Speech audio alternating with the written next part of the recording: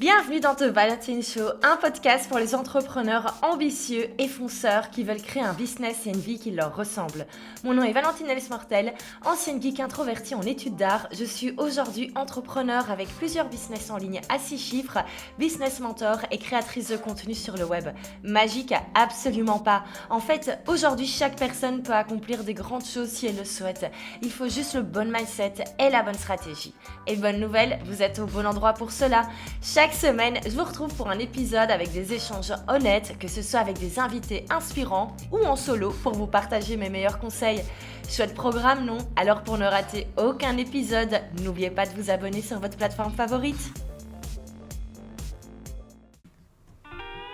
Si tu écoutes ce podcast régulièrement, tu sais qu'il y a déjà eu des sponsorisations cet été et je te propose d'écouter la troisième, la dernière, mais pas des moindres, parce que cet épisode est sponsorisé par le podcast Entrepreneur Care de Dorian Baker. Alors si tu connais pas Dorian Baker, je peux te dire que tu rates réellement quelque chose. Dorian, c'est la reine du Customer Care. Alors le Customer Care, qu'est-ce que c'est? Si cette notion tu la connais pas encore, c'est en fait tout ce qui est gestion de sa communauté, que ce soit les clients de nos programmes payants, mais également toutes les personnes qui nous suivent sur le web, comme par exemple les personnes qui te suivent sur Instagram. Et on le sait parfois, la gestion des messages, des relations, des questions, et bien tout ça en fait parfois ça peut être très compliqué. Et en fait c'est hyper important pour apporter la meilleure expérience avec toutes les personnes qui vont échanger avec toi et toutes les personnes qui vont rentrer dans tes programmes. Alors j'ai sélectionné pour toi 4 épisodes du podcast Entrepreneur Care, mais honnêtement je t'invite à aller regarder tout le contenu de Dorian parce que ce sont des pépites. Alors les 4 épisodes que je te conseille, c'est d'abord l'épisode 90, comment vraiment satisfaire ton client en 4 étapes. Ensuite on a l'épisode 75, comment te connecter avec ton audience pour mieux vendre. L'épisode 69, gagner du temps dans la gestion de sa relation client et gagner en qualité. Et enfin l'épisode 57, 10 étapes pour construire un Customer Care qui convertit. Bon, je pense qu'avec ça, tu as déjà un excellent programme, mais je te laisse également aller découvrir le reste. Bonne écoute! Hello et bienvenue dans un nouvel épisode du Valentine Show. Aujourd'hui, on va parler mindset, on va parler mental parce que dans le business, c'est tellement important. Et je vais vous donner un petit peu les six mindset shifts que vous devez modifier si vous voulez atteindre un business à 6 chiffres. Si voilà, vous voulez vraiment avoir un business qui atteint les 6 chiffres à la fin de l'année, voici les choses hyper importantes à savoir au niveau mindset.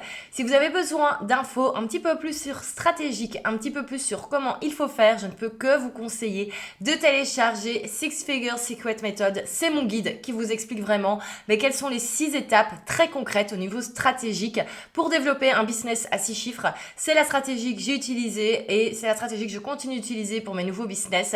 Et donc, que demander de plus? Le lien pour le télécharger, c'est simple, c'est dans la description de l'épisode, c'est gratuit, il n'y a plus qu'à. Je vous laisse découvrir ça. Alors, maintenant que vous avez téléchargé le guide, on va parler un peu plus mindset parce qu'on peut avoir les meilleures stratégies du monde, on peut avoir les meilleures techniques, la meilleure méthodologie du monde. Si ça coince au niveau du mental, ça ne va pas fonctionner. C'est vraiment là-dessus, j'aime bien faire la comparaison avec le sport et on sait sport et entrepreneuriat, en fait, c'est des domaines qui sont assez similaires au niveau du mindset. Pourquoi? Parce qu'on peut être le meilleur coureur du monde. Si dans notre tête, on n'est pas prêt à faire un marathon, on ne va pas réussir à arriver à la fin de ce marathon. Et c'est un petit peu pareil avec le business. Et donc, aujourd'hui, j'avais envie de mettre en avant vraiment 6 choses au niveau mindset que j'avais vraiment envie que vous fassiez. Voilà, si vous vous rendez compte en ce moment que ça coince, si vous vous rendez compte que vous avez du mal, que vous stagnez, vous êtes arrivé à un palier et ça n'avance pas malgré tous vos efforts, écoutez cet épisode parce qu'il y a peut-être quelque chose en fait tout simplement au niveau du mental qui fait que vous n'avancez pas. Et moi j'espère juste c'est qu'à la fin de l'épisode vous vous dites mais oui je peux le faire, ça y est c'est bon. Donc c'est parti. 6 mindset shift que vous devez faire pour créer un business à 6 chiffres. Alors, la première chose qu'il faut faire absolument pour moi, c'est dire au revoir à son ego. Combien de fois je n'entends pas, et ça m'est arrivé également de me dire ces choses-là, de dire « Ah non, je vais pas faire de story, j'aime pas ma tête dessus » ou « Ah non, je veux pas lancer mon podcast parce que j'aime pas ma voix sur le podcast » ah non, j'ai pas posté sur Instagram 2 photos on voit parce que j'aime pas ma tronche ou non, je vais pas me lancer dans des webinars parce que je suis pas assez douée avec la technique et je sais que je vais pas apprendre ou alors j'ai peur de ce qu'on va dire de moi. Qu'est-ce qu'on a dans ces phrases? On a moi, moi, moi, moi, moi, moi, moi. Tout ça, c'est de l'ego. C'est notre petit ego qui parle et c'est ok. On a tous le droit d'avoir, heureusement, on a tous de l'ego et on a tous un minimum d'ego. Il faut en avoir un minimum, pas trop, mais un peu quand même. Mais n'empêche, quand tout cela au niveau business nous empêche d'avancer, au bout d'un moment, il faut peut-être arrêter de centrer le truc sur nous et le centrer sur notre communauté et nos futurs clients. Parce que c'est pour ça, en fait, qu'on fait un business. On fait pas ça pour se faire plaisir. Oui, le but, c'est de kiffer totalement son business, c'est de kiffer vraiment son aventure entrepreneuriale. Mais au bout d'un moment, si vous voulez que le business fonctionne, il faut des clients. Et donc, il faut être vraiment orienté client tout le temps, tout le temps, tout le temps, tout le temps, tout le temps, tout le temps, tout le temps. Et votre client, moi, je vais vous dire, il s'en fout de votre tronche sur votre photo sur Instagram. Lui, ce qu'il veut, c'est savoir plus ou moins à quoi ressemble la personne dont il lit les conseils tous les jours. Votre futur client, il s'en fout de votre tronche en story. Votre futur client, il s'en fout si vous avez un bouton au milieu de la joue. Il va même pas le voir.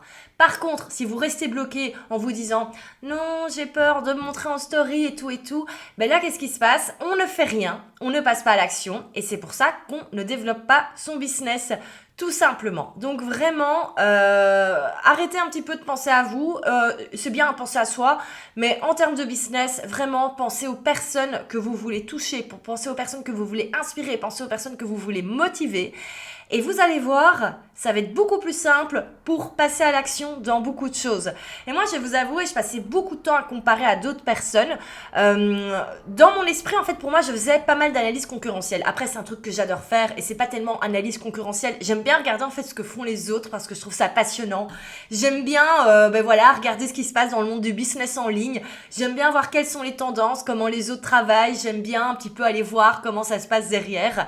Mais globalement, au bout d'un moment, je me suis rendu compte que c'est beaucoup de perte de temps parce que je passais beaucoup de temps à me comparer et moi je vais pas aussi vite et moi c'est pas aussi bien et moi mon site est pas aussi beau et ça c'est complètement de l'ego, c'est moi, mon site, moi, mon trajet alors qu'en fait ce serait plus intéressant de passer du temps à se dire ok c'est bon, c'est super sympa ce qui se passe à côté, maintenant focus sur mon business parce qu'il y a encore des choses à améliorer pour rendre les clients encore plus heureux et donc voilà, donc vraiment première chose à se faire, premier changement au niveau mindset, au niveau mental, c'est dire au revoir à son petit ego, à cette petite voix qui parle et qui dit toujours non, non, non, non, non, pas moi, si toi, vas-y, go. Alors, deuxième chose, au niveau mindset qu'il faut changer, vraiment la chose que tu dois te dire, c'est que tes règles du jeu, ce que tu désires toi pour ton business, ce sont les bonnes solutions pour ton business. Je m'explique. Quand on n'est pas aligné avec ce qu'on fait, quand il y a quelque chose qui ne nous plaît pas, qui nous dérange, qu'est-ce qui se passe ? On procrastine et c'est là qu'on n'avance pas et qu'on reste coincé à un certain palier. Je vais donner un petit exemple par rapport à mon business à moi. Ma vision depuis plusieurs années, c'est clairement d'avoir moi, alors c'est peut-être un petit peu égo, mais en tout cas d'avoir un compte à mon nom qui est vraiment basé sur l'entrepreneuriat, basé sur ma vie d'entrepreneur et également envie de partager toutes les choses qui me plaisent dans la vie. Alors voilà, plus un compte un peu plus influenceur presque, influenceur entrepreneur si on peut dire. Et à côté de ça, d'avoir plusieurs business qui sont pas forcément basé sur ma tête et sur mon nom. Et c'est vraiment comme ça que j'avais commencé dès le début d'année. Et c'est vrai que j'étais pas mal coincée parce que j'avais tout le temps des personnes autour de moi qui me disaient mais non, faut pas faire comme ça. Mais non, ce qu'il faut, c'est avoir un seul compte Instagram et mettre le focus dessus. Oui, je comprends que c'est beaucoup plus smart. Mais n'empêche, c'était pas ma vision sur le long terme. Et clairement, ma vision, moi, sur les plusieurs années, elle est bien claire, bien précise. Et je sais que je dois passer par cette période inconfortable pour pouvoir arriver à ce que je veux dans plusieurs années. J'ai pas envie d'avoir un business et d'avoir uniquement ce business basé sur ma personne. Moi, j'adore Prêt-à-Poster, par exemple, n'est pas du tout basé sur moi. C'est un membership qui est en train de devenir un SaaS. Et donc, vraiment, je trouve ça beaucoup plus chouette de différencier les deux. Et j'adore là comment c'est en train de se passer. J'ai mon compte à moi, mon site à moi avec ma newsletter, avec ce podcast où je peux vraiment parler de toutes les choses différentes qui me plaisent dans l'entrepreneuriat et je peux orienter les personnes vers les différentes business qui, eux, sont beaucoup plus nichés. Et c'est vraiment comme ça que j'avais ma vision. Alors certes, c'est du boulot, mais en même temps, moi j'aime bien ce que je fais, donc ça me dérange pas de travailler. On parlera après du nombre d'heures de travail. C'est le prochain mindset à avoir, mais vraiment vos règles du jeu, votre manière d'avoir envie de gérer votre business, là pour le coup, vous avez le droit de penser à votre tronche. Là pour le coup, faut pas écouter ce que les autres disent. Et pourquoi? Parce que souvent, quand on fait comme ça des choix qui font un petit peu peur, en fait, on envoie les peurs vers d'autres, vers les autres, et eux du coup se disent non, c'est pas possible, et donc vous dire c'est pas possible. Mais si, c'est totalement possible, et là je suis en train de réussir à le faire, donc ça que c'est possible un minimum.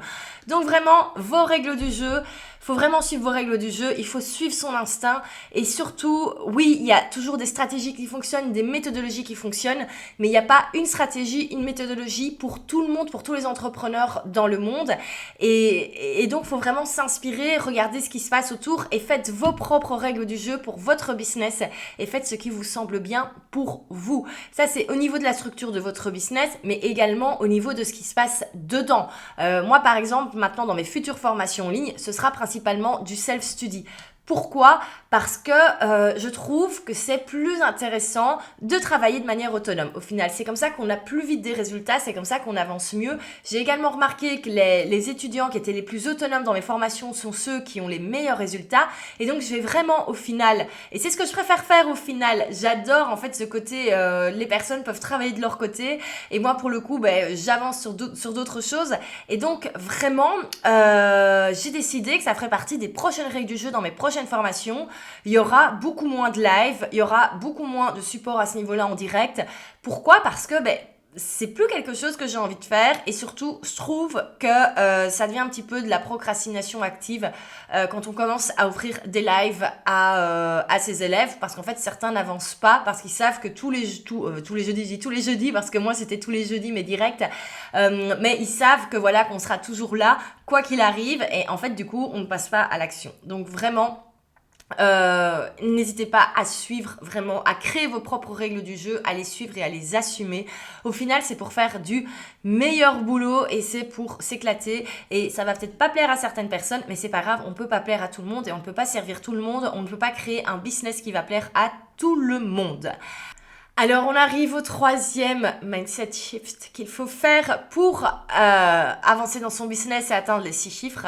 C'est croire qu'il faut travailler dur. Alors, je sais que c'est un sujet qu'on voit beaucoup, mais je trouve ça quand même assez bizarre que à chaque fois que je fais un question-réponse sur Instagram, un petit question-réponse rapide, j'ai toujours cette question: combien d'heures par semaine je travaille, combien d'heures par jour?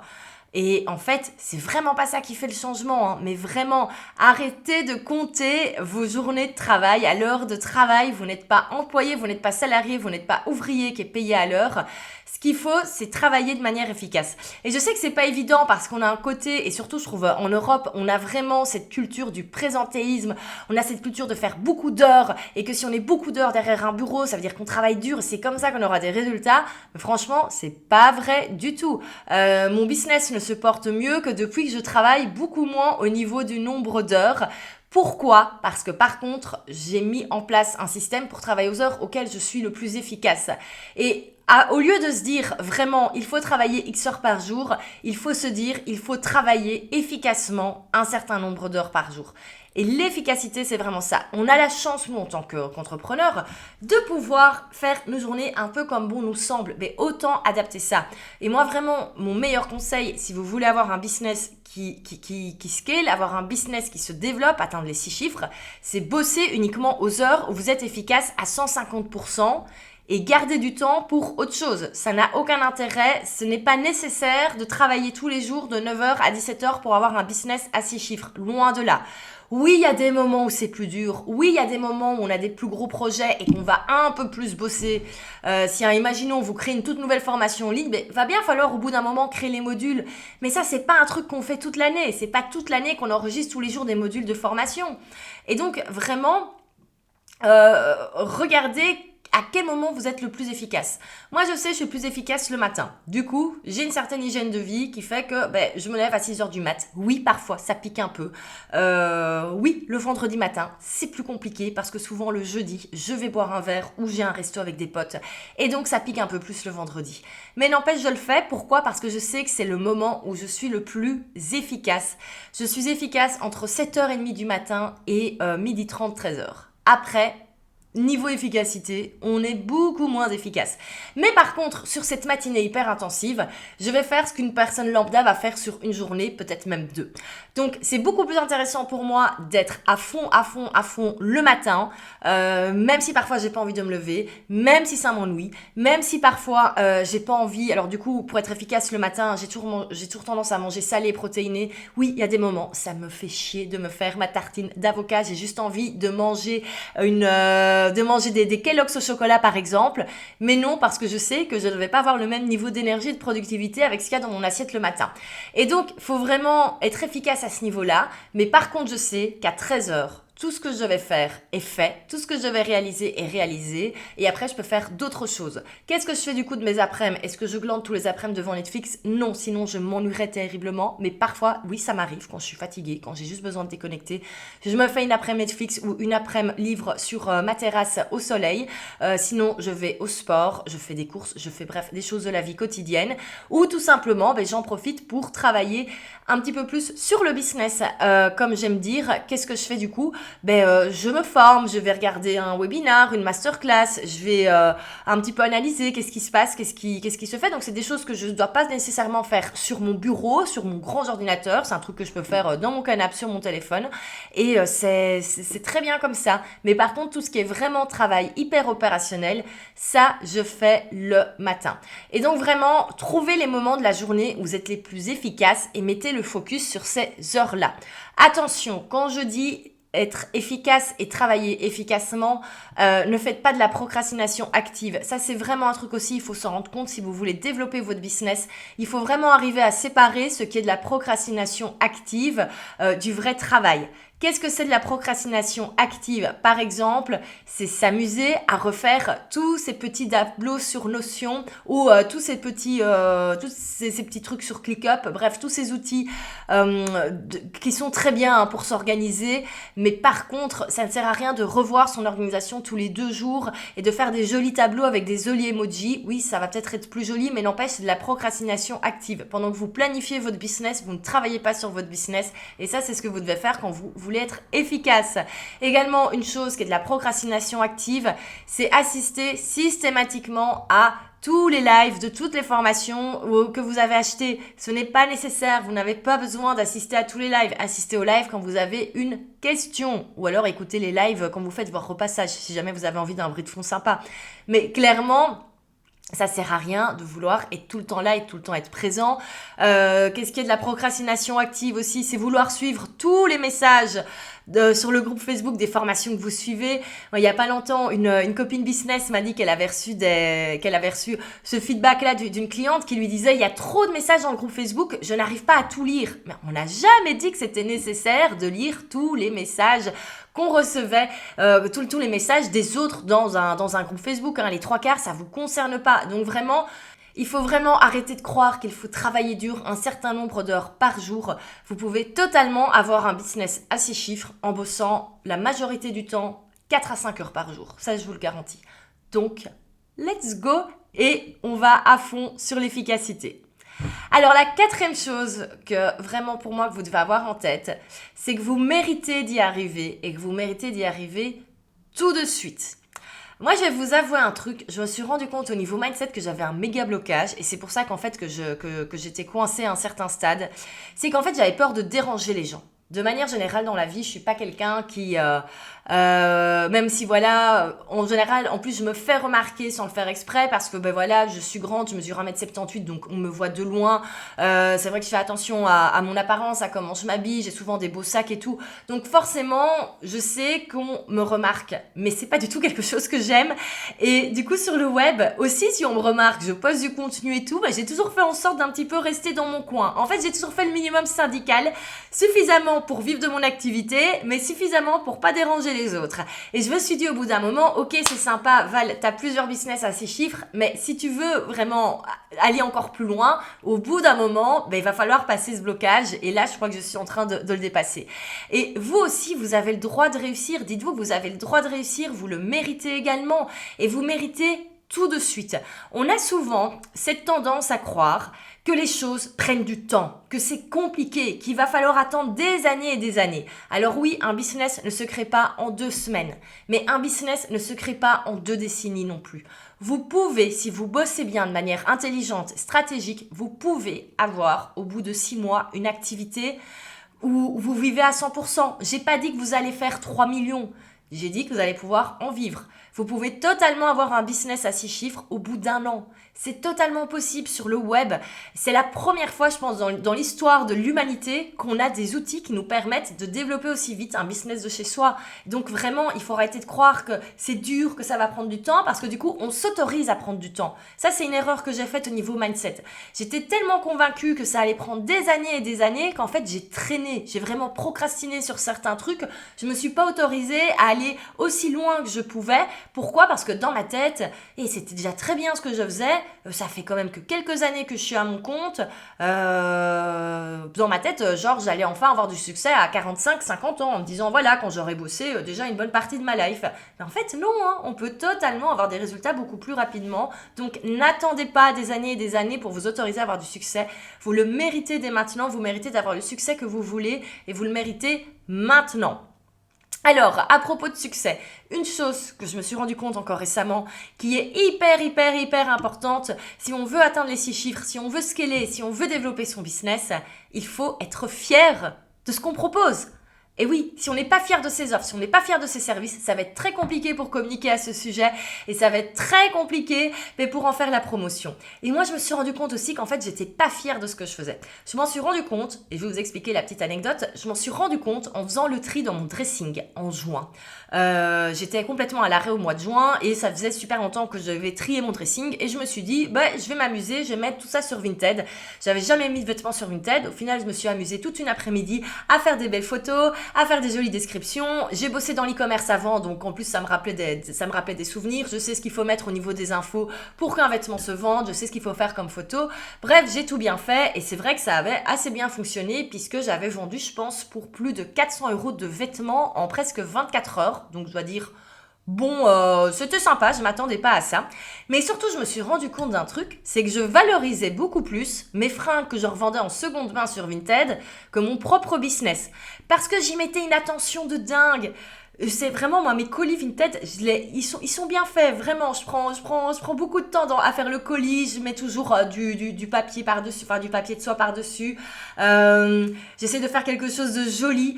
Enfin bref, je mets de l'attention là-dedans, tout simplement. Et au bout d'un moment, je me suis dit, c'est rigolo, je traite mieux mes fringues que mes propres business.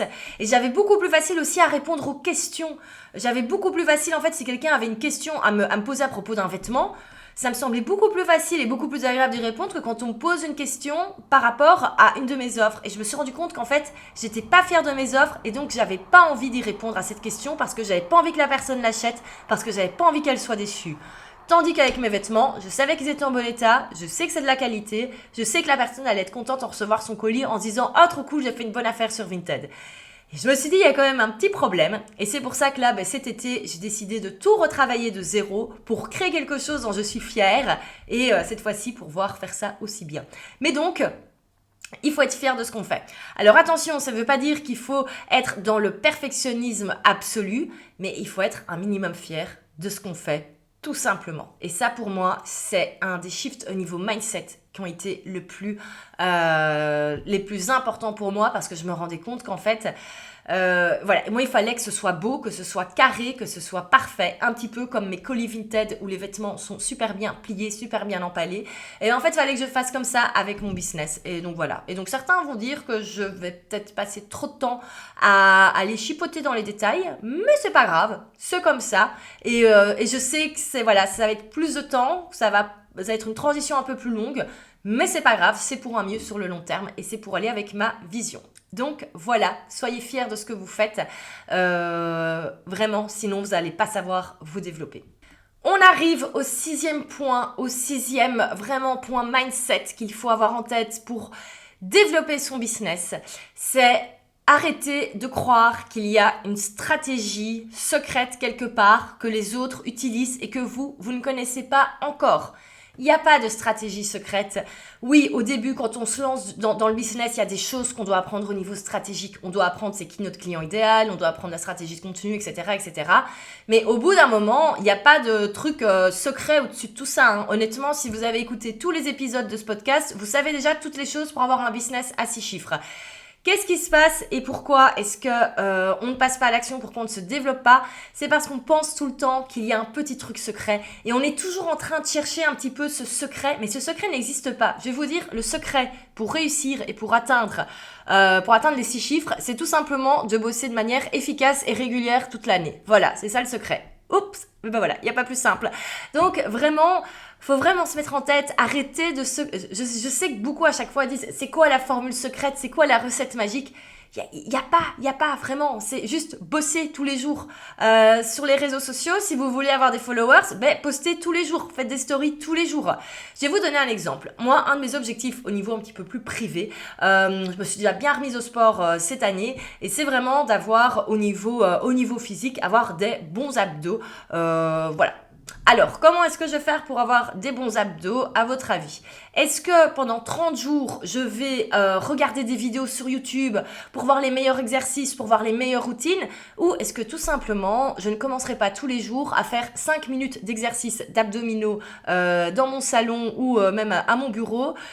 Oui, au bout de 30 jours, on verra les résultats. Mais si pendant 30 jours, je suis sur des applis, des e-books de sport, etc., à regarder un petit peu comment avoir des abdos, juste rester dans la théorie, ça ne va clairement pas avancer. Ça peut paraître très bête comme exemple, mais c'est la réalité, c'est ce que beaucoup font avec leur business. Ils passent beaucoup de temps à regarder, à analyser, à planifier, à chercher un petit peu les formules magiques, à chercher les meilleures stratégies, au lieu de tout simplement passer à l'action, parce que c'est en passant à l'action que vous allez découvrir ce qui fonctionne pour vous. Ce qui fonctionne pour vous n'est peut-être pas ce qui fonctionne pour moi, mais par contre, il faut tester pour le savoir. Donc vraiment, vraiment, vraiment, et c'est pas un conseil au niveau mindset, ça c'est juste le conseil par excellence, quoi qu'il arrive. Si vous voulez développer votre business, passez à l'action, ayez tous les jours au moins une action qui va vous permettre d'avancer. Si cette action c'est faire des stories chaque jour parce que vous vous rendez compte que ça fonctionne, que ça génère de l'engagement, faites votre story quoi qu'il arrive.